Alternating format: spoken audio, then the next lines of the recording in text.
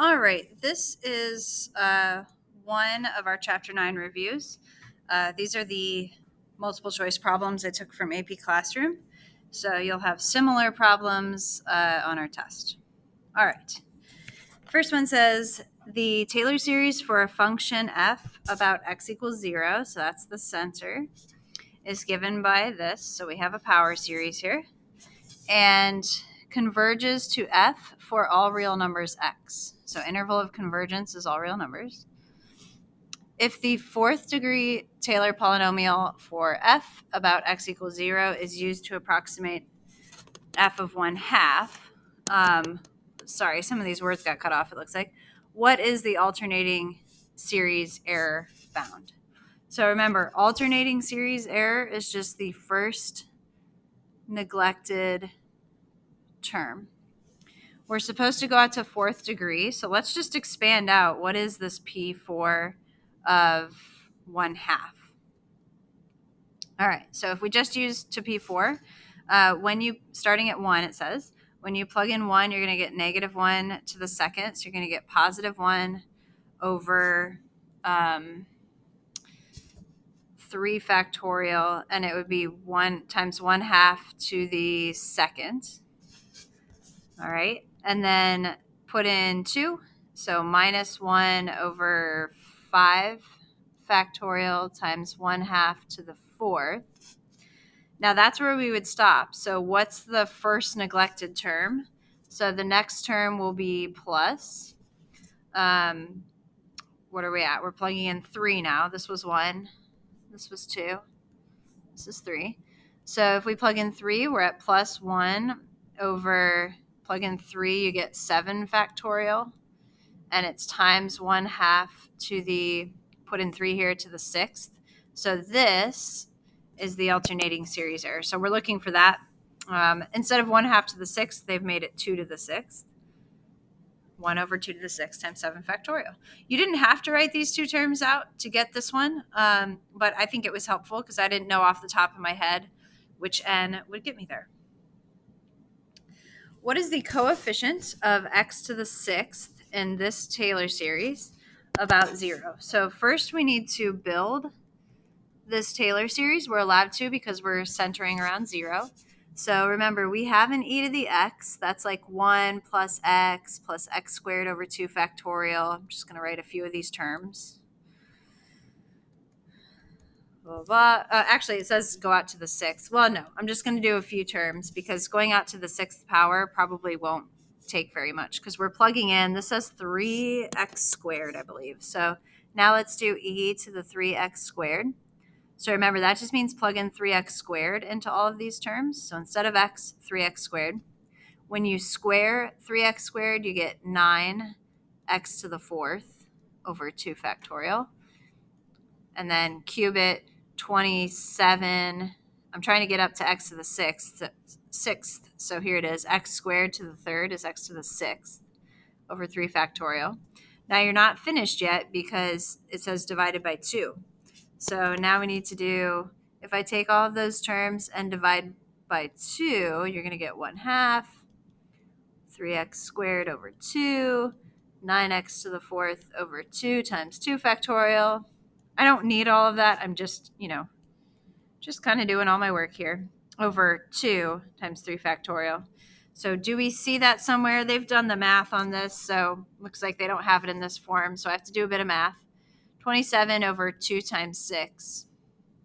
27 over 12, if you reduce by 3, you get 9 over 4. So I'm getting C for that one. All right. F of x equals x times sine of 2x. Which of the following is the Taylor series for f about 0? So again, we can build this. We do not have to start doing a series of derivatives. So let's see. Sine x are all of the odds. So x minus x cubed over 3 factorial. They have 1, 2, 3, 4 terms, so I'm going to go ahead and write 4 terms just to make sure my answer matches. So here's sine. Now we need to make it sine of 2x.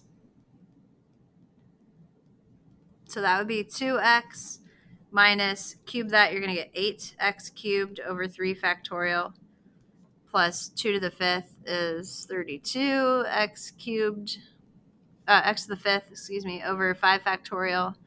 2 to the 7th, that's 128. I see that option in some of these. And then remember, you're supposed to do x times sine 2x. So when you're multiplying an x through, that's just going to add 1 to all of these exponents. It's going to be 2x squared minus 8x to the 4th over 3 factorial, etc. So let's look for that. So 2x squared minus 8x to the 4th, and then this would be, 32x to the 6th, 128x to the 7th. So E is the correct answer for this one. All right, on to the next page. For what values of P is this series conditionally convergent? That means that it only converges if alternating, or another way to think of that is the positive diverges. So let's look at the positive only. So, well, let's see. Let's look for the positive only.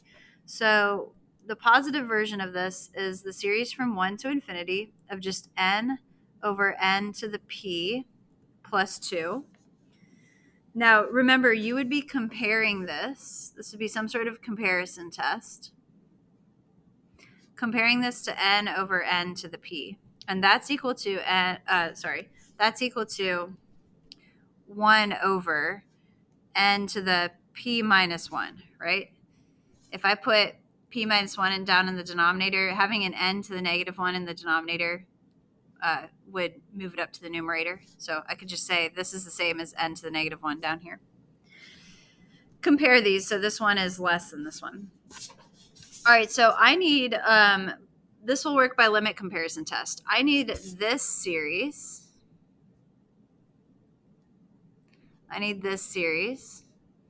To diverge. And this would be a divergent P series if P minus 1 is less than or equal to 1.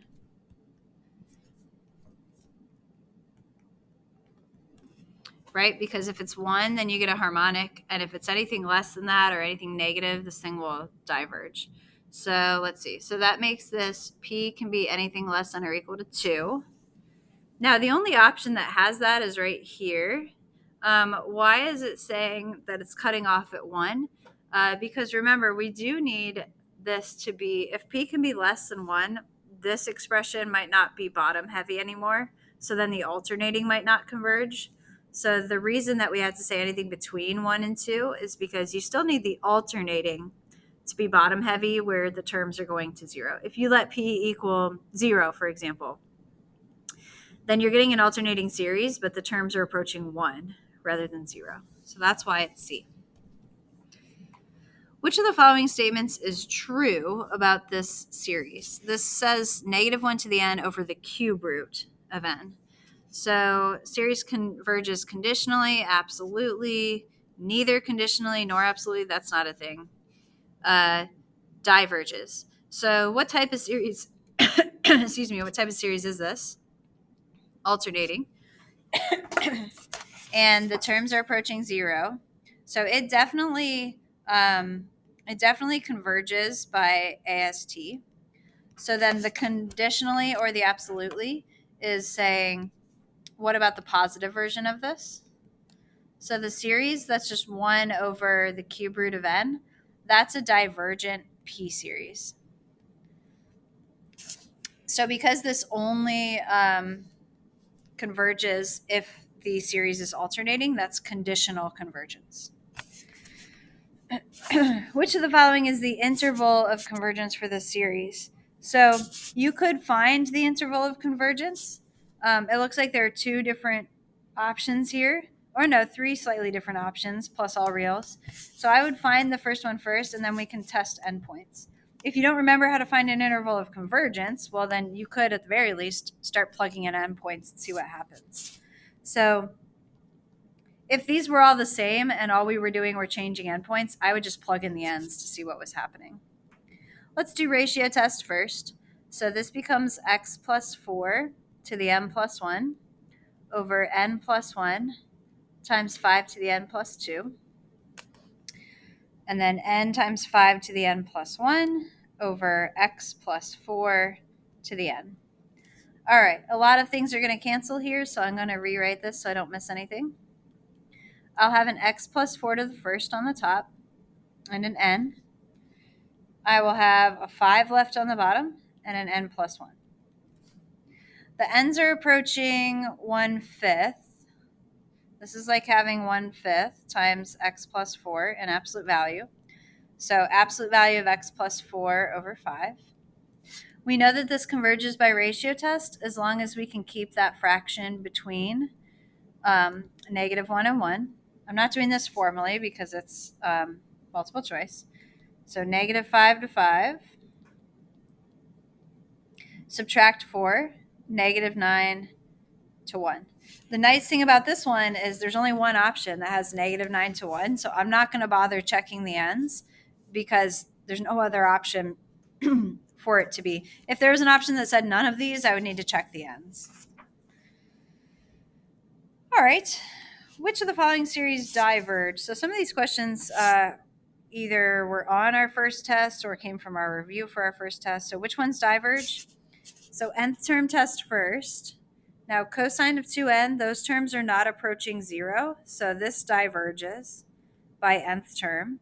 So that rules out A and B already. I have to have an option that includes 1.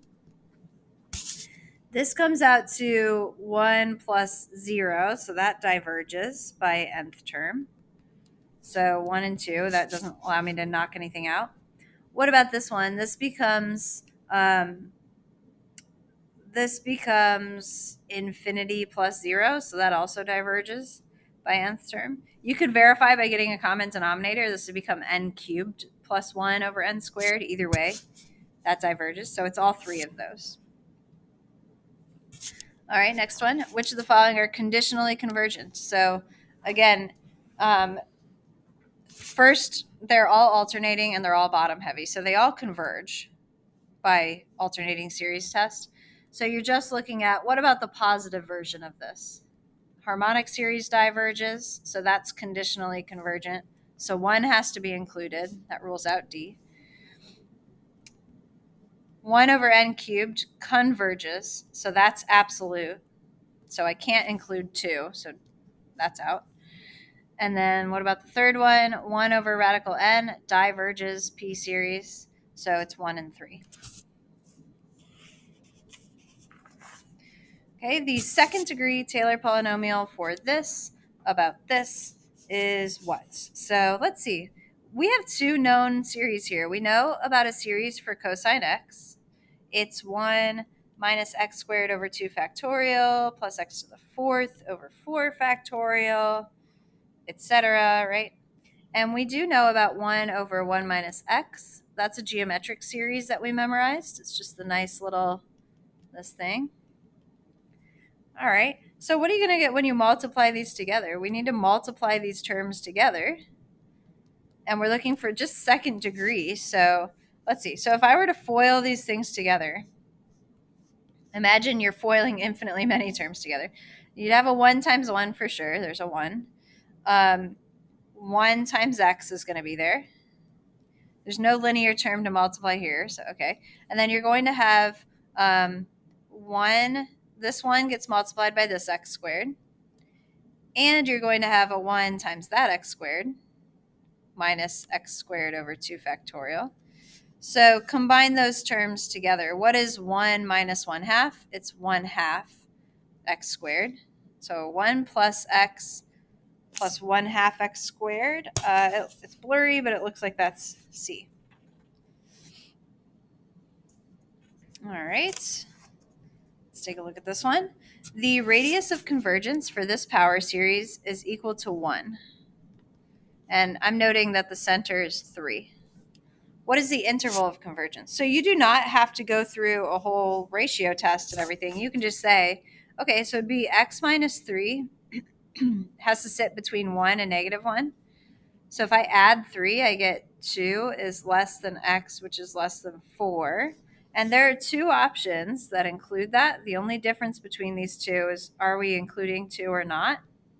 So now all I have to do is plug in 2 to see whether it should be included or not. So that would make this series 2 minus 3 is negative 1 to the 2n over n. Is this alternating or not? Well, this is negative 1 to an always even power. So you might as well just write the series from 1 to infinity of just positive 1 over n. There's no reason to have a negative 1 to the 2n there. That's the harmonic series, so it diverges. So we are not including 2. It's got to be D. All right, so this is sort of round 1 of review with multiple choice problems. Hopefully that helped a little bit. We will see similar multiple choice problems on our test.